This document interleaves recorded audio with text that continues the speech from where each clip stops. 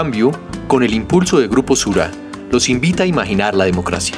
Un espacio en el que, de la mano de prestigiosos expertos, buscamos construir la ciudadanía y conocer, debatir y, ¿por qué no?, imaginar la democracia. Bienvenidos a un nuevo episodio del podcast, el número 10 de este proyecto Imaginar la Democracia, que es un proyecto de la revista Cambio, impulsado por Grupo Sura.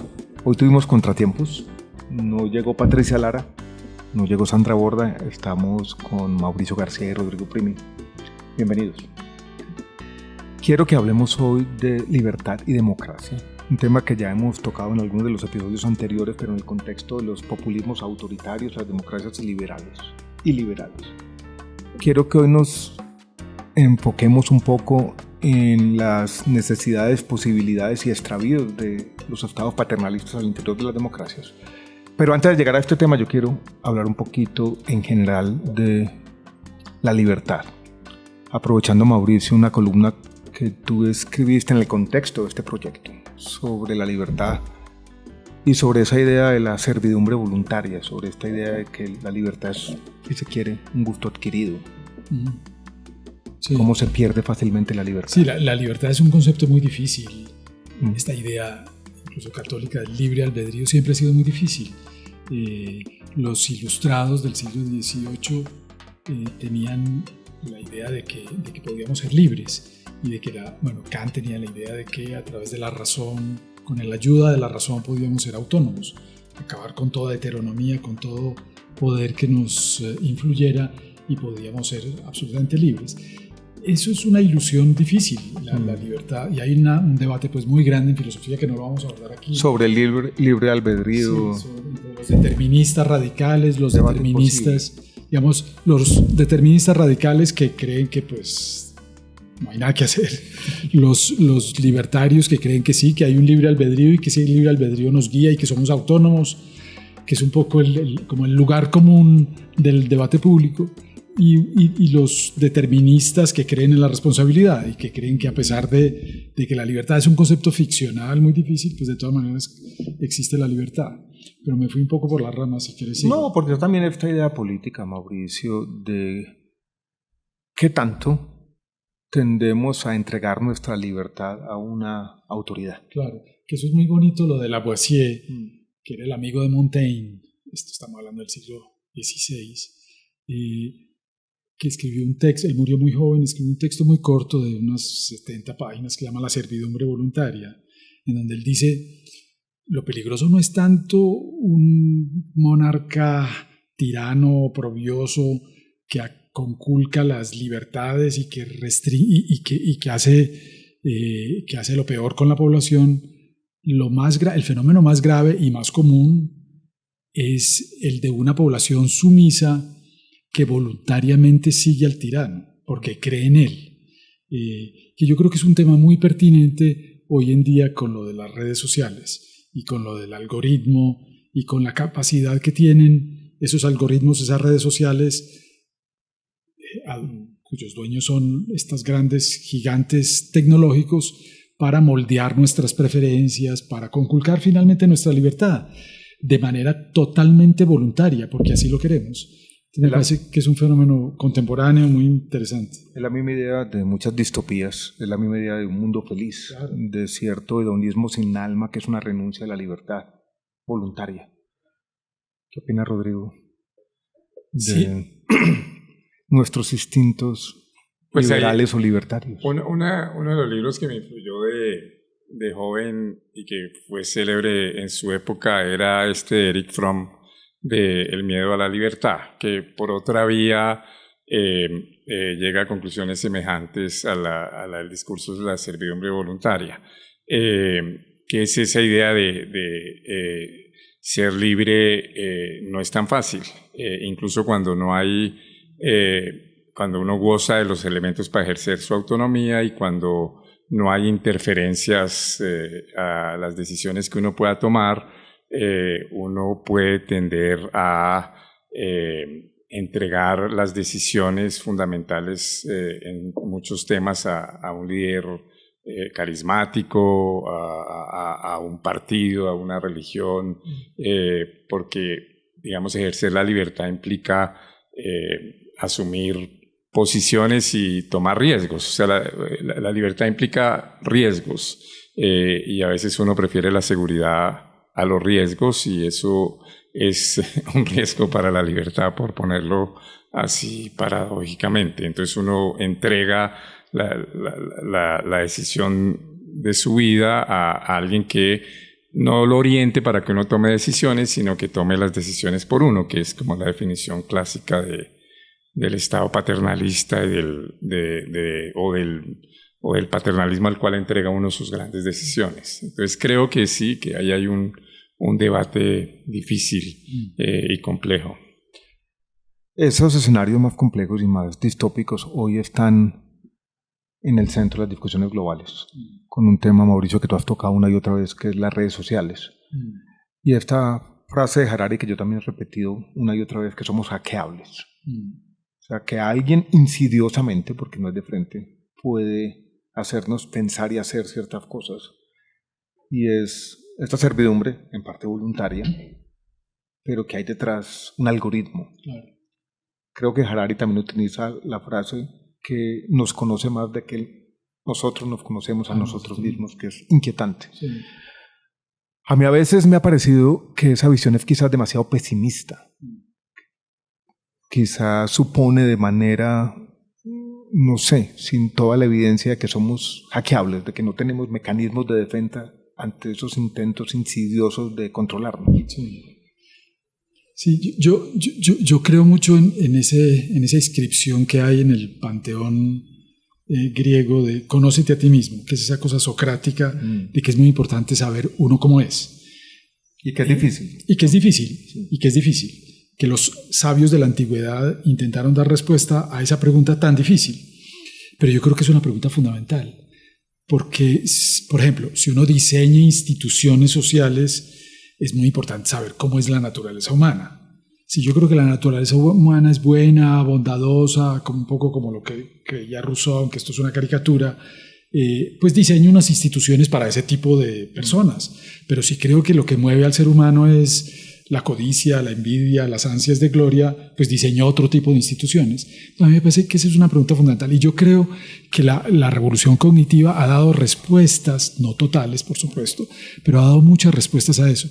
Y yo creo que una de las respuestas es que nuestra condición de sapiens, de Homo sapiens, es una condición ilusoria. Digamos que somos mucho más seres humanos emocionales y que nuestra principal preocupación es la lucha, la militancia, la defensa de nuestro grupo, incluso los sesgos cognitivos y el autoengaño, esas condiciones que parecerían como que estar dominadas por una especie de sacerdote o de político en nuestro cerebro, son mucho más fuertes y más poderosas que lo otro que también lo tenemos, que es una persona que nos dice hay que ser ponderados, investigue, dude, no trague entero, que es el científico que también tenemos todos por dentro. El populista, el político y el sacerdote, cualquiera de ellos es mucho más poderoso que el científico. Y en ese sentido yo sí creo que la mente es hackeable, yo sí creo que somos muy vulnerables y por eso a mí me preocupa tanto este mundo contemporáneo de defensa absoluta de la libertad y de la información sin reglas de juego. Lo que dice Mauricio yo lo miro como de esta manera, es decir, nuestro acervo cognitivo nos lleva a esas inclinaciones, podemos ser hackeables, pero lo que tenemos de nuevo en este escenario es unos grandes manipuladores con un poder que nunca tuvieron en la historia humana, con unos aparaticos que hoy llevamos todos en el bolsillo, donde esa manipulación se puede hacer a una escala jamás imaginada, y que eso necesita una regulación razonable. No hemos encontrado la forma de hacerlo, y en este momento en el mundo, estos señores parecen haber cooptado parte del poder político para no dejarse regular, que es como el gran debate de hoy en día. Rodrigo, ¿qué opina?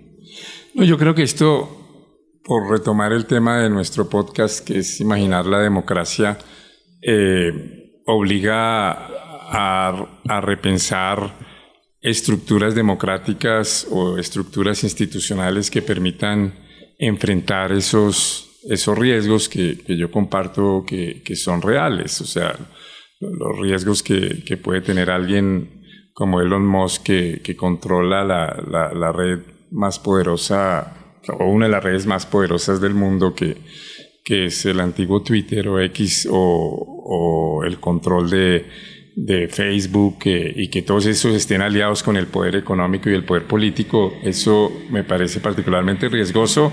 En el pasado, recordemos los vínculos entre los grandes petroleros y el poder político en alguna época de Estados Unidos, pero hoy magnificado por la importancia de ese poder tecnológico que es un poder inaudito frente a la historia precedente. Y eso implica... No solamente el petróleo, están metidos con nuestros datos. Exacto. Y con un tema que es no solamente una actividad económica, es algo más en este momento, es la forma como interactuamos como sociedad. Exacto, y entonces eso implica un debate complejo de cómo se enfrenta a eso. Uno ve evidencias de cosas que no se deben hacer, y yo creo que la evolución norteamericana o estadounidense es un ejemplo de lo que no debe hacer una democracia frente a estos poderes. Por ejemplo, permitir que en las elecciones no haya límites al financiamiento de las campañas, límites al gasto de campañas. Es como un ejemplo de las cosas que la democracia no debería permitir, porque eso permite que los más ricos sean los que tengan más libertad de expresión y más capacidad de influencia. Yo también creo que la idea de redes sociales absolutamente desreguladas no, lo que hacen es crear cámaras de eco radicalizadas que impiden un diálogo democrático, un diálogo razonable, y yo creo que una de las formas en donde en el pasado esas tendencias gregarias que tiene el ser humano, que yo creo que sí, que la neurociencia ha mostrado que tenemos unas tendencias gregarias muy fuertes. Una de las formas en que se combatía era a través de la posibilidad de conversación entre distintos, y eso es cada vez más difícil porque cada cual está en su red social y no dialoga con el otro. Y entonces, ¿cómo generar esos espacios? Cass Sunstein decía en algún texto ya hace casi 15 años que perdimos la plaza pública en este mundo de redes sociales fragmentadas. En el pasado existía el ágora en los términos de los griegos, y el que llegaba con una visión muy distinta se encontraba ahí con otra visión y tenían que encontrarse y conversar. Claro. Eso hoy no existe. Y entonces, ¿cómo se reinventa uno el ágora en el mundo digital? Y ese es como un gran debate. Yo tengo como una preocupación a veces cuando analizo estos temas. Una de las columnas, de las últimas que escribí fue sobre este tema. Y es si no estamos quizás sobredimensionando estos problemas del presente. Devolvámonos, Mauricio, a la Medellín en que nosotros crecimos. Había un periódico que era El Colombiano, que tenía una visión del mundo muy única, que era casi un monopolio, y ahí se formaba una idea de la sociedad. Y era también problemático eso. Y si volvemos a los años 40 y 50 en Colombia, era difícil tener un ágora también, porque había reductos y la gente leía en lo que creía nomás. Hay una diferencia de escala, de grado o de clase con lo que está ocurriendo hoy en día. Claramente el alcance hoy en día es mucho mayor, la intensidad con la que usamos estos aparaticos es mayor, pero no sé, a veces no quiero, le decía ahora a Mauricio detrás de cámaras, que leí un libro hace unos 10 años que criticaba al intelectual melancólico, que sobredimensionaba los problemas del presente, y no quisiera caer como muy fácilmente en esa pendiente resbaladiza. Pero viendo a Trump hoy dan razón, hoy hay buenas razones para ser melancólico. Yo creo que hay más de una razón para tal. Pero yo creo que en los dos casos hay algo que se parece mucho, y mi columna de esta semana en El Espectador es sobre eso, que es el deterioro de la conversación. Cuando yo estaba en el colegio, en un colegio muy católico, regentado por el Opus Dei, la conversación era prácticamente inexistente. Lo que había era relaciones de adoctrinamiento o de conversación entre iguales que eran pues todos fieles y todos creían lo mismo. Eso no es conversación. Charlas, llamémoslos, en fin. Pero yo me temo que en el mundo contemporáneo esa conversación se ha deteriorado mucho también por esta manera de comunicarnos volátil, efímera, en donde todo desaparece al cabo de unas 2 o 3 horas. La conversación... Como este podcast va a desaparecer dentro de 3 horas. Este podcast es una buena conversación. Va a pervivir. No, pero la conversación implica reglas. O sea, si uno conversa con alguien, pues uno en principio tiene que estar dispuesto a argumentar honestamente, a dejarse convencer si los argumentos de la otra persona son más fuertes que los de uno, a intercambiar datos honestamente. Digamos, hay unas reglas de la conversación en todas partes, y a mí me parece que con las redes sociales, mejor dicho, las redes sociales están siendo motivadas por el algoritmo, y el algoritmo es un modelo de negocios, un modelo comercial que sabe muy bien que lo que más se vende, es decir, que lo que más conecta a la gente, que lo que más mantiene a la gente comprometida con su celular o con su pantalla, es aquello que más lo emociona, que más lo atrae. Y todos sabemos, y volvemos a lo de la ciencia cognitiva, todos sabemos que a la gente le atrae mucho más el odio, la venganza, la confrontación, lo radical, que un argumento razonable. Creo que era Mark Twain el que decía... cuando una mentira le da la vuelta al mundo, la verdad apenas se está poniendo los zapatos. Y por eso es que es tan rentable la mentira y las fake news, porque producen adhesión a las pantallas, producen atención. Y eso es lo que buscan hoy los políticos, que la gente esté pendiente y atenta, por las razones que sea. Si el algoritmo el día de mañana se diera cuenta de que a la gente lo que le gusta es la poesía y leer a Rilke y en fin, el algoritmo no tendría ningún problema, porque el algoritmo es amoral, pero no es así. A la gente no le gusta Rilke sí le puede gustar, pero le gusta mucho más la pelea y la locura. Yo quiero poner sobre la mesa un estudio de caso, N=1, tal vez en el caso nuestro, que a veces me lleva a pelear con esta idea del intelectual melancólico. Y es las conversaciones que tenemos con nuestros hijos que han vivido en eso, son nativos digitales. Y yo comparo a mi hijo de 16 años, Tomás, 17. Lo veo bien informado, él está metido ahí, pero no sé, a veces me parece que tiene mejor criterio que el que yo tenía de esa edad, a pesar de toda esta locura. O sea, tú estás combatiendo la idea del intelectual. Sí, la estoy combatiendo, que me parece que no veo... Este es el mundo mejor. No sé si él que ha habitado este mundo, Tomás no está contaminado, puede que no sea representativo, pero lo estoy comparando con un ambiente que yo tuve cuando me crié, que también fue alrededor de libros, una persona que le interesaba la cultura como me interesa a mí. Yo creo que no hay que idealizar el mundo del pasado. O sea, que yo no sé si Mauricio, Rodrigo, si la conversación se ha perdido plenamente. Porque yo creo que en tu colegio había conversaciones en el recreo. Sí, posiblemente sí. Y yo creo que estos jóvenes hoy en día también están teniendo conversaciones interesantes. Sí, no, yo no digo que no haya... visiones del mundo donde hay cierta idea bayesiana también de actualizar nuestros prejuicios y preferencias con los datos del mundo. Pero yo creo que lo nuestro es muy poco representativo. Tiene que ver con un mundillo de gente muy liberal, muy acostumbrada a conversar, en fin. Pero yo quisiera hacer un estudio, digamos, más representativo. Y de todas maneras, digamos, había conversación en esa época y hay conversación hoy en día también. Es un problema de grado. No, el mundo anterior de columnistas que decían y no había conversaciones es muy elitista. Sí, es muy elitista. Es el mundo de unas pocas voces que hablan y los demás escuchan y debaten en su intimidad y no tienen capacidad de incidencia. En ese sentido, digamos, las redes sociales tenían un potencial democratizador de interactuar. Y lo tienen todavía, a pesar de los insultos, si uno filtra algo. Hay algo rescatable ahí. Pero el tema es... El algoritmo y la manipulación. Y aunque no hubiera algoritmo y manipulación, hay una tendencia que me voy quedando con los que piensan igual. Entonces, ¿cómo generar espacio, cómo generar un ágora sin mitificar que antes Es cierto, antes, bueno, yo no me crié en Medellín y tampoco en colegio católico, sino en un colegio yo en un colegio no católico, pero... un colegio más liberal.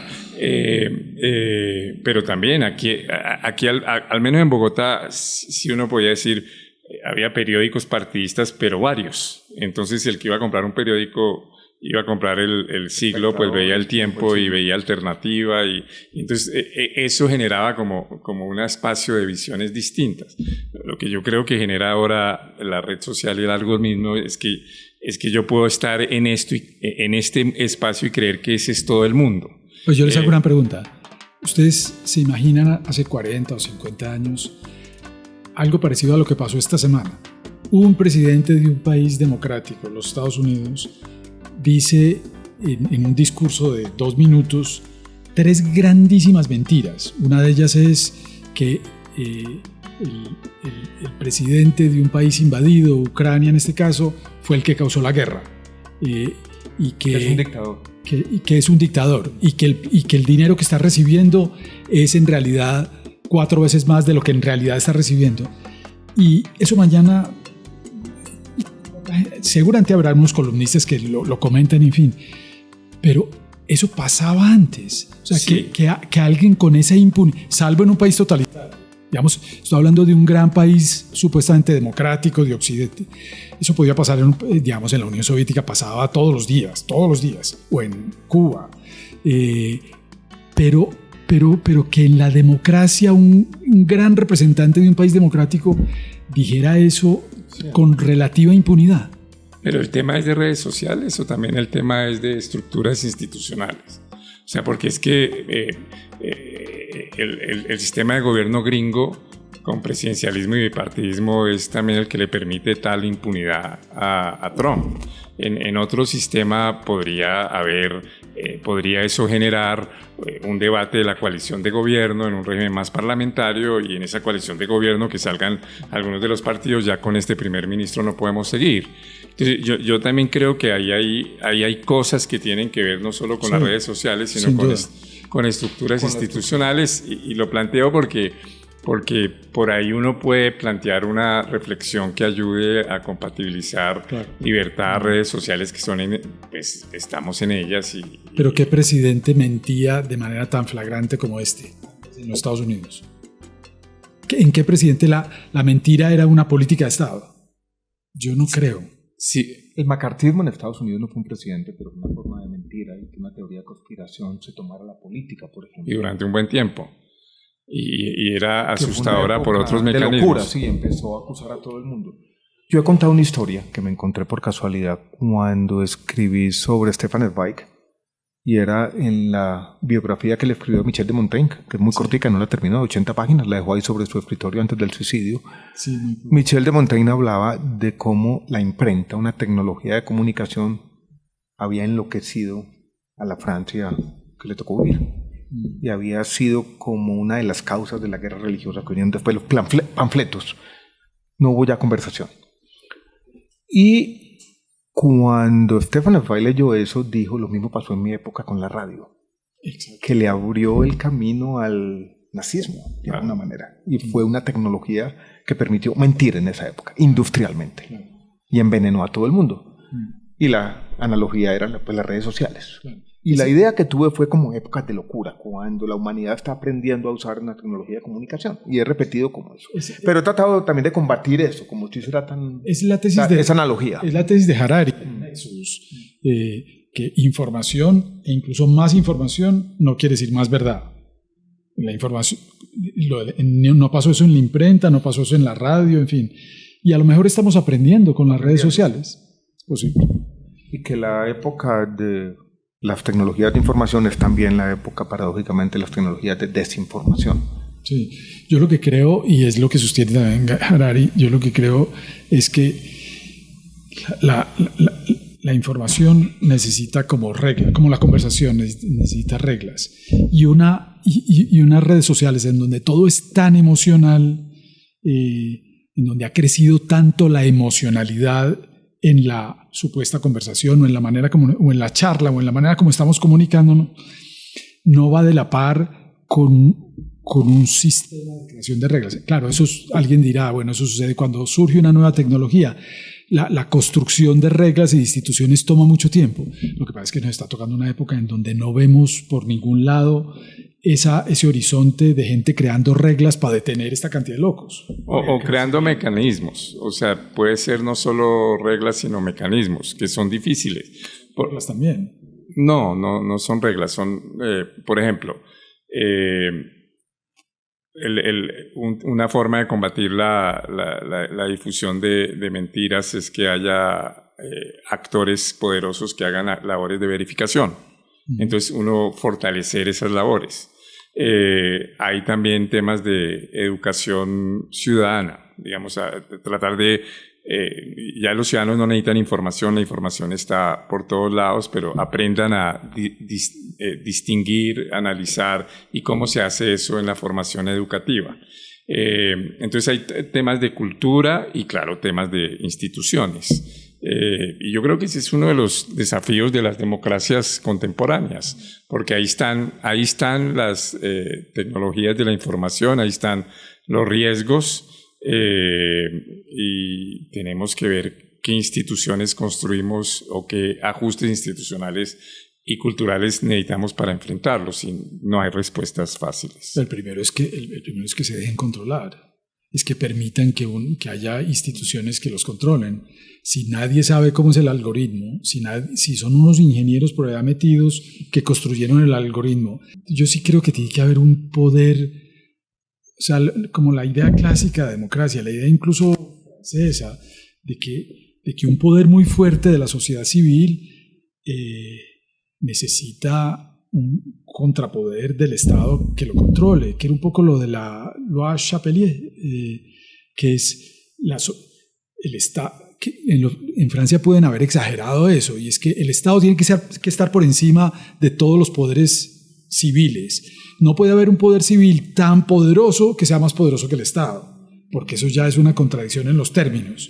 Entonces, y la Revolución Francesa exageró en subordinar a todo el mundo y dejarlos por debajo.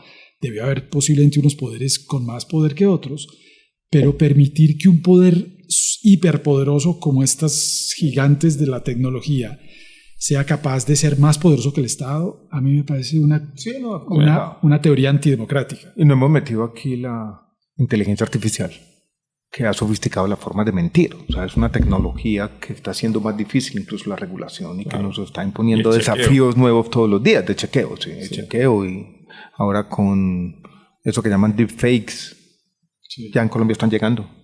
Yo incluso fui víctima. A comienzos de enero hicieron un video falso donde yo estaba diciendo todo lo contrario que he dicho sobre la reforma de la salud, y empezó a circular en cadenas de WhatsApp. Era muy rudimentario todavía, pero difícil de combatir. Difícil. Y va a ser peor en los años que vienen. Difícil de combatir. Alguien podría decir, Mauricio, que tú estás tratando de crear el Ministerio de la Verdad. En 1984. O sea, es difícil el reto también regulatorio. Hay formas también desde abajo, lo que llaman ahora notas de comunidad, donde la gente se organiza y también denuncia, y la sociedad civil se ha organizado, y hay formas de financiar organizaciones que se dedican a eso, a fact-checking. Hay mecanismos de defensa de la sociedad. Tampoco somos completamente inermes. Yo creo que eso es un punto que también tenemos que hacer. Ahora, la regulación centralizada es lo que es más difícil, y yo creo que sí hay un esfuerzo deliberado por impedirla, y yo creo que esta alianza, por eso me parece tan inquietante la de los Estados Unidos, porque yo creo que esa fotografía es horrible. Es horrible. O sea, esa fotografía paradójicamente es la verificación de Marx, cuando decía que el Estado es el comité ejecutivo del capital. Ahí estaba Trump y los 3 hombres más ricos del planeta. Es súper perturbadora. Es súper perturbadora. Muy difícil. Y yo creo que ahí sí tiene que haber como una reacción democrática fuerte, o sea, que haya movimientos sociales, movimientos de mayorías que muestren los riesgos de esa cooptación del Estado democrático por parte de estas corporaciones que tienen esa capacidad de manipulación tan fuerte.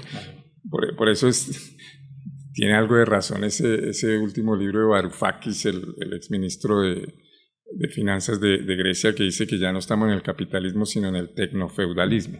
Es decir, que hay unos señores feudales de la tecnología que son los que nos permiten acceder a ciertas cosas que serían esas redes y nos cobran por eso como la renta de la tierra en el feudalismo, y que eso acabó, incluso está acabando la democracia y está acabando el verdadero capitalismo. Claro. Entonces sí estamos en una época difícil, pero yo creo que en esta época difícil ciertos principios democráticos siguen teniendo mucho sentido. O sea, mecanismos de protección de la libertad autónoma, mecanismos de garantía de que los poderes económicos no sobredeterminen la acción del Estado. Y ahí hay ideas, y hay. Lo que pasa es que en Estados Unidos pegó mucho la idea de que la libertad la libertad democráticamente genuina es la ausencia de cualquier regulación. Y esa es una libertad que que beneficia esencialmente a los más poderosos. Y entonces esas sentencias de la Corte Suprema acabando los límites que se habían impuesto a las campañas electorales o a las donaciones ha sido una catástrofe para Estados Unidos y el mundo a nivel democrático. 3 ideas ahí que se me ocurren. Una se la oí hace poco en Cartagena, en el Hay Festival, Anne Applebaum, que dijo: Europa es como el escenario donde esa regulación razonable puede ocurrir. Y yo no había hecho la conexión que la hostilidad que tiene Elon Musk con ciertos gobiernos democráticos europeos es un intento por eso, porque Europa no se convierta en el laboratorio del piloto de la regulación a estas grandes empresas, que me parece interesante. Sí, estoy de acuerdo. La otra es la convergencia que se está dando entre China y Estados Unidos en esto.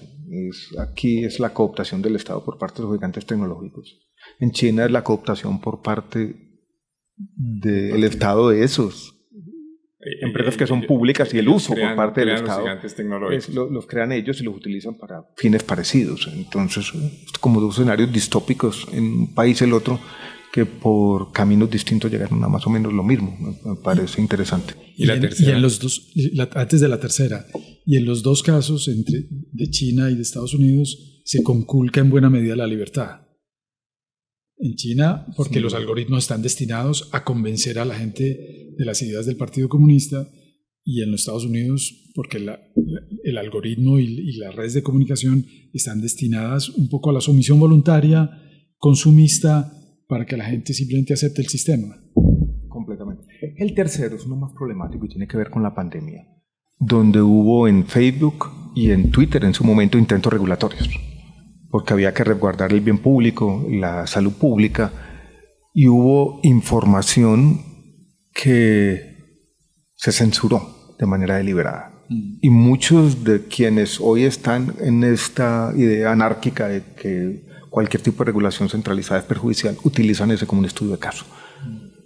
Dicen: miren esta información sobre la apertura de escuelas que no se dejó publicar, que en el fondo esta información era importante para los debates que ocurrieron en su momento. Entonces hay como un aprovechamiento de quizás excesos regulatorios, no regulatorios, de censura de información durante la pandemia. Sí, pero fíjate que ahí eran los propios poderes económicos intentando autorregularse. Era Twitter decidiendo qué regulación iba a haber, era Facebook decidiendo qué regulación iba a haber. Muy presionados por el Estado y por las autoridades de salud pública en particular.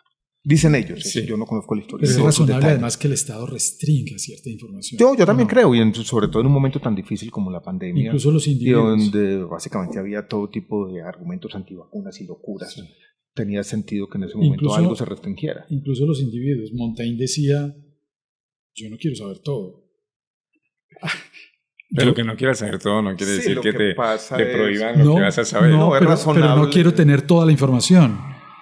O sea, a veces hay información que lo perjudica a uno, incluso verdadera, que lo perjudica a uno. Pero, digamos, yo creo que la dificultad contemporánea a nivel democrático en este tema es que yo creo que el mundo contemporáneo está mostrando que la apuesta que tenía Stuart Mill en la libertad fracasó. O sea, que esa idea de de que no debería haber ninguna forma de restricción y de censura, porque en la lucha entre ideas, entre opiniones, finalmente la verdad por su poder triunfaría en el libre mercado de las ideas, como decían en el constitucionalismo gringo. Eso está en cuestión. Eso está en cuestión. Ese librito... la libre circulación de ideas. Entonces, sí, sobre la libertad, 1859, es un libro muy bonito. Pero él tiene ese optimismo. Él dice, la mentira es conveniente. Claro. Porque hace brillar a la verdad. Exacto, porque hace brillar la verdad y hace que nosotros, quienes defendemos la verdad, nos esforcemos más. Exacto, refinemos nuestros argumentos. Y eso le va a hacer bien a la sociedad. Un poco ingenuo, finalmente. Sí, una especie de optimismo liberal que me parece interesante, en el que yo quiero seguir creyendo, pero que los hechos lo han Pero él suponía rebasado, de todas maneras que era una conversación con reglas, que es lo que no existe hoy en día.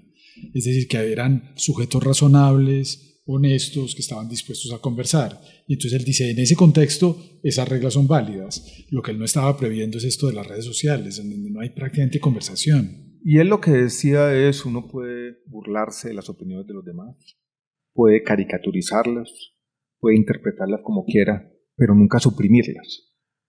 Y lo que nosotros estamos diciendo así, que es un poquito más complejo, es que en algunos casos hay cosas que se tienen que suprimir.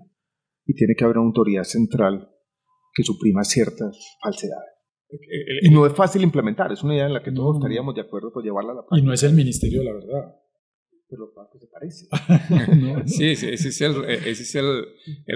Es difícil, no lo es. No queremos que sea. O sea, hay que restringir la mentira.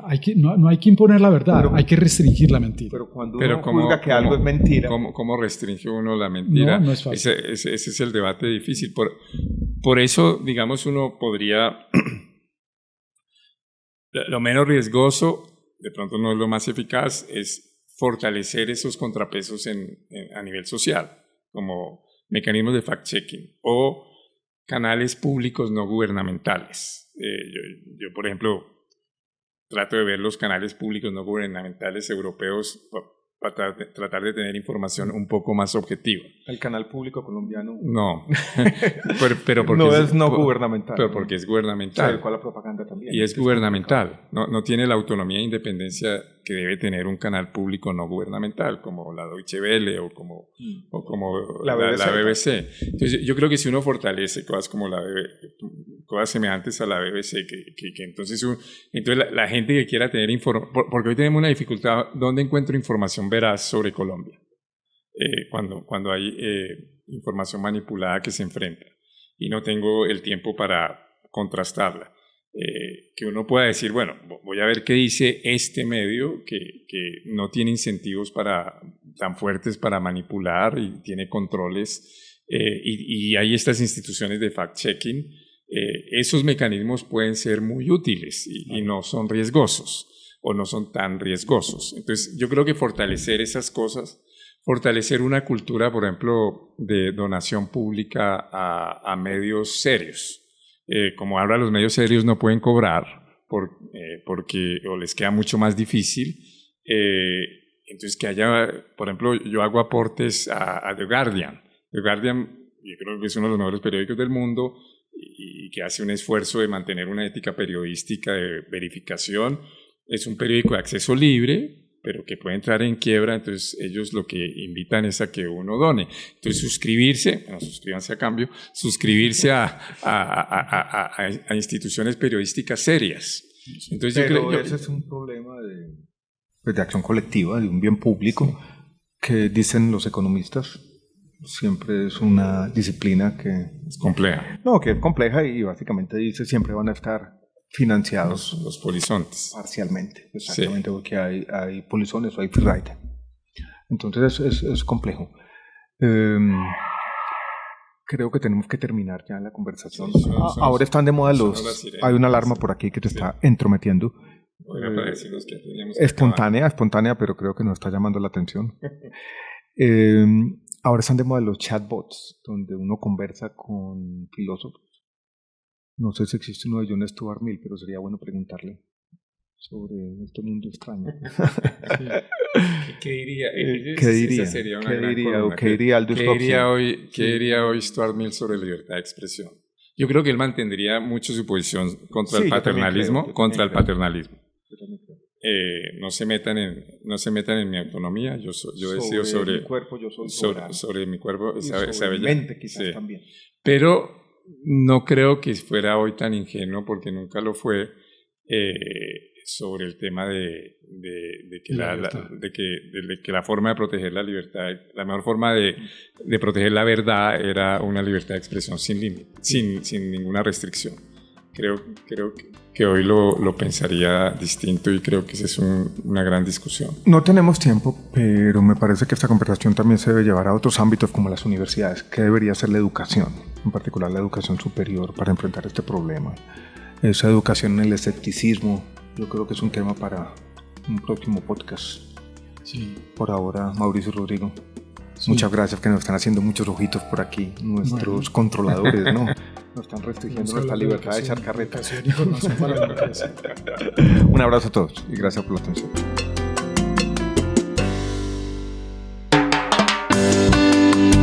Imaginar la democracia es un espacio de cambio, impulsado por Grupo Sura, productora general Natalia Romero Rosanía, música original del maestro Toño Restrepo Salive, producción y postproducción de audio y video de On Media.